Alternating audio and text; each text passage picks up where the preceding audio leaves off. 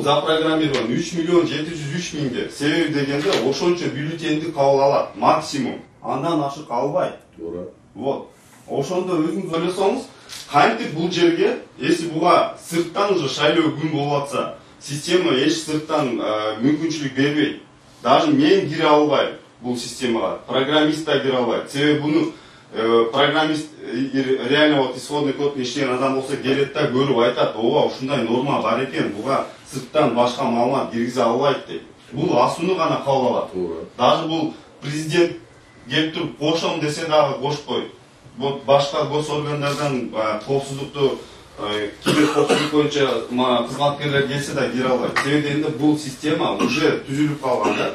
Ал сенин формула бир компьютерде болуш керек да, бир мозгisi бар жерде туруш керек да, туура. Бир мозг болсун. Я вам скажу, бул жерге маалымат келет. 03 добуш келди, аны 3, 2, 1 келди. Туурабы? Туура. 03 бул жерге чыкты. Сервер бул жөнөкөй сөз да, мындай айтканда. Сервер бул комната. Ошондо бир түшүнүп, ар кандай түшүнүп атабыз. Сервер деген бул мындай айтканда комната. Жана сайтта деп атпайсызбы? Сайт bu yakın teşhisi yok. Bu yakın. Saytları sistemi. Saytları sistemi. Dolayısıyla ayakta da kişilikte özünün önünde serveri var. Kompütörü var. Kompütörü. Ananın özünün bazısı var. Ananın bir yakta değil neyisi var. Ananın bazı sayt. Bu yakta da grafik var. Görüyoruz mu? Hoşçakalın. Onda oldu. Бул тура. Сиздики менен айырма барбы? Биз могул жерде эч жерде компьютер кошпойбуз буга. Мен сизге жана башында айтып кеттим. Могул 10 күн калгандан кийин буга эч кандай өзгөрбөйт. 10 күндүн алдында биз жана статистика шайлоо штабына киргиздик. Мен ошону айтып берейинчи, мына формуланы мен түшүндүм. Мен мындай көп нерсени түшүндүм. Но биз азыр биринчи партияныкында мисал көрдүк. Пайыздар өзгөрдү. Эми карап турам. Ошондой эле, допустим, өзгөрдү. Могул жерде асуудан келди 70 добуш могул талапкергечи. Көрдүңүзбү? Допустим, дагы бир 5 шайлоочу талапкерге койбой, но экинчи партияга добуш берди. Мына жериңиз 37 болот туурабы? Асуудан 37 добуш керек да буга партиянын өзүнө гана. Бүгүн мен ККМБга допроска кирип чыктым. Бул жерге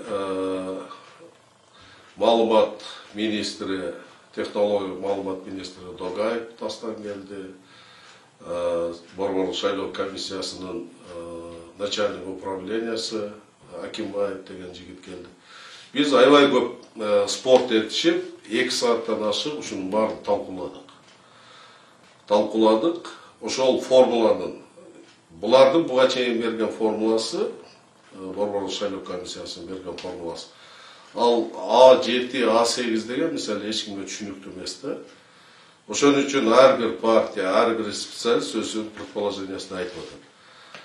Биз да ошол сыяктуу өзүбүздүн предположенияны айттык, бирок ошол формуланы ачык раскрывать эткенден кийин Excel программасында кайсы жерден, кайсы голос, кайсы жака кетерин, анан процентти отношенияда ошол мисалы кээ-биркилери партияга берип, кандидатка бербеген учурлар бар.